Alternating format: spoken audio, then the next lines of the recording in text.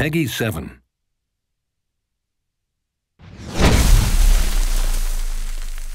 I'm Todd Batty, Creative Director on SSX. I'm Jeff Coates, Environment Art Director for SSX, and this is part 3 of the SSX Massive World video series.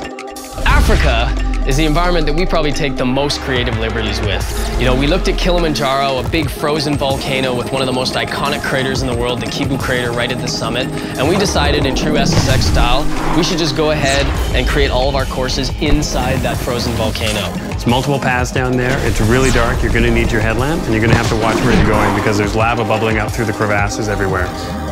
So Africa is home to one of the most frightening deadly descents in the game, darkness.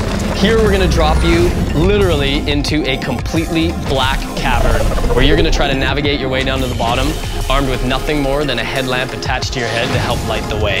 It is truly a harrowing gameplay experience. We think players are going to love it.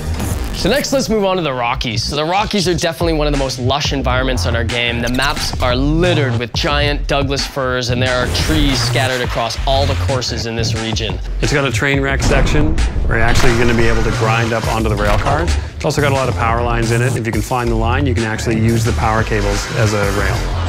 So the deadly descent here, no surprise, is called trees. So what we decided to do was take, a typical SSX course, and then we absolutely jammed it full of trees all in the main riding path. Added another wrinkle to that, we decreased the visibility significantly. It's really fun, it's really fast. Good luck with that one.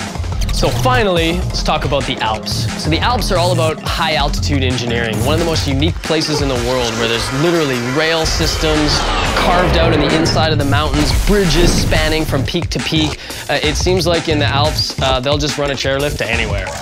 So in the village section, there's going to be half-buried houses, fallen trees, fallen gondola lines, all of which you can jump or grind off of.